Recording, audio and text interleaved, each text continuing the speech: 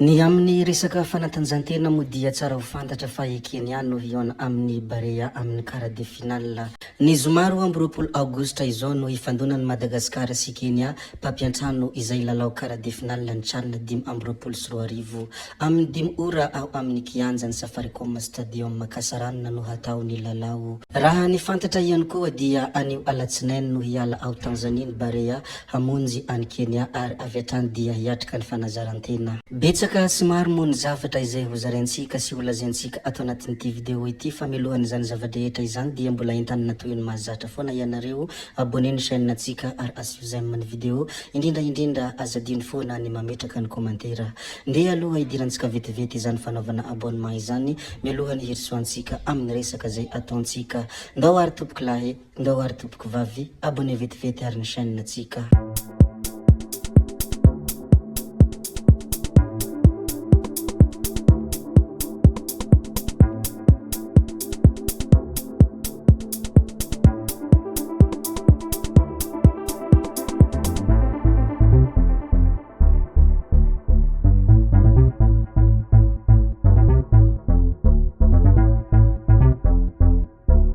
Amin'izao fotoana izao moa dia tsy hainy tsy laza ny momba ny Sadeka satria anisan'ny malaza izany eto a Madagasikara.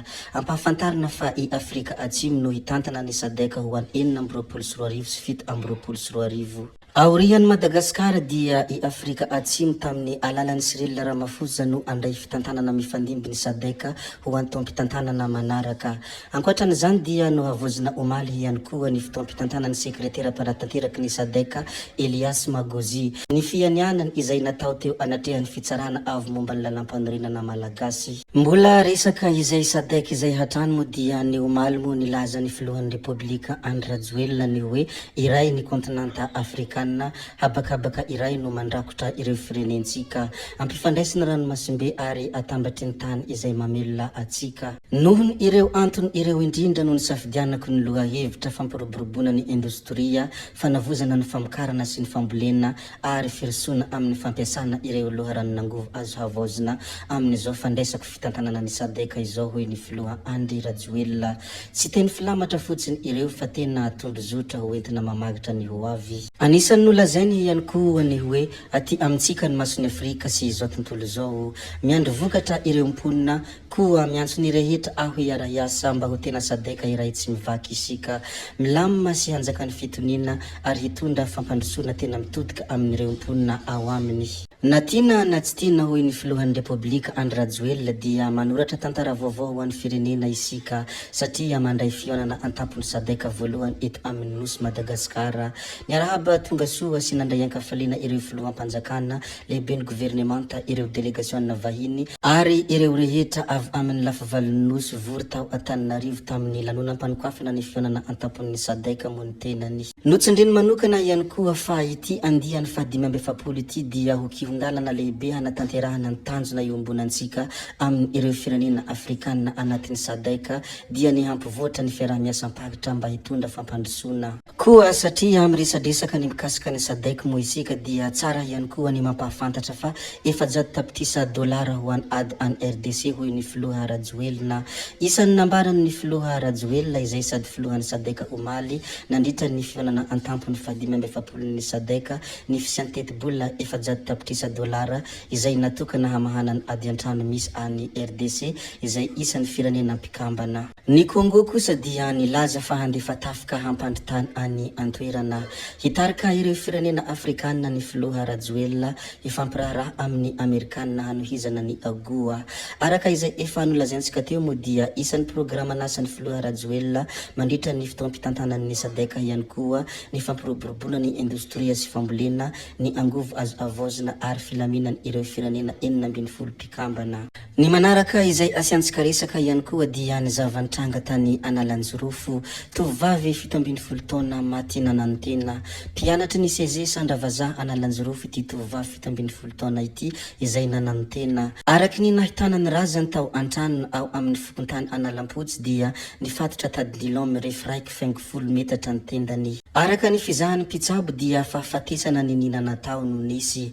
Araka ny angom-baovao voaren'ny mpanao fanadihadiana no nahafantarana fa fa misy fandraisana amin'ny fandrarana ara-pitiavana no nahatonga ny fihetsika na de teo aza nefa ny ahia amin'ny mety fandraisana izy ity amin'ny fiainam-pitiavany dia nanokatra fanadihadiana ihany koa ny zandara amin'ny mety fisiany tambanjota mafia izay navanona ny loza. Ny tsara ho fantatra manaraka ihany koa dia resaka vonjovona sy vonjitaitra ary anisany vaovao tsara ho an'ny Madagasikara moa ity zava-misy ity.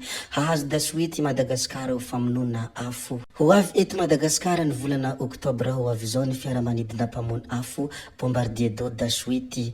Velarana 4,20 tapitrisa hektara isan-taona no may ary 8,70 isan-jato amin'ireo dia vokatry ny dortanety. Anisany entina hiadina amin'ny fahamaizana ireo valan-javaboary sy fakitra arovana izay miala adiny 3 manodidina any Antananarivo ity fiaramanidina dasoety ity izay afaka manondraka ray alina litatra isaky ny sidina. Nisy moa ity zavatra tsara ity noho ny fiarah-miasa avy amin'ny masovo frantsay eto Madagasikara no nazahoana ity fiaramanidina dasoety ity izay hoentina aminona afo. Rehefa avy nilaza sy ny resadresaka ny mikasika any avion iny moa isika dia ndeha arisika ilaza kely ny resaka finoana sy ny fivavahana.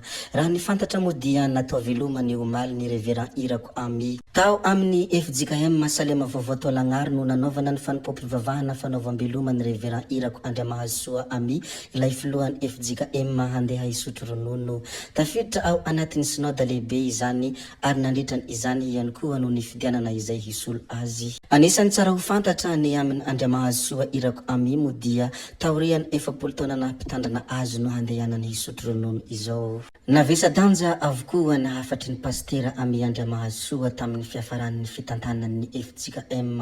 Raha tsongena manokana moa na hafatra izay nataony dia hoy izy hoe ny firaisana tsy kombakomba amin'ny maizina anaovana fatitra amin'ny satana noho ny fitiavam-pahefana sy vola ary voninahitra ka anaovana sorona na izay sarobidy indrindra aza.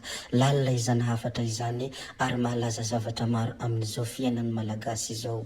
Samia mandini-tena mandinika ny manodidina dia ahita ny fahamarinana izany isika amin'ny fo sy saina madio tsy miangatra ary tsy mitanila no andinihana izany tenin'ny pastera izany. Ho faramparanansika tanteraka moa ity video ity koa dia ny hamaramparanansika azy moa dia resaka olona anankiray izay tratram-bodiondry rehefa nangalatra jiro. Tamin'ny 3 ora sy 12 minitra maraina no natratraran'ny polisy municipal teo Amorony Anosy ity lehilahy iray izay mbola teo ampanaovana ny asa ratsiny ity. Ireo jiro amin'ny manodidina ny farihy no nangalariny ka 5 no tratra teny aminy. Naterina avy hatrany eny amin'ny komisaria central tsara lalàna izy miandry ny fitoam-pitsarany. Zay ihany koa no namarana ny video antsika koa dia mankasitraka anareo na vita ny hainao hatramin'ny farany ary mbola manintana anareo foana ny mbola hanaraka ny video manaraka. Zay fa tsy halavenen'ny resaka hametra beloma izahay veloma vetivety fa tsy hoe akory veloma mandrakizay amin'ny manaraka indray no manao ny misimisy veloma tompoko lahy veloma tompoko vavy.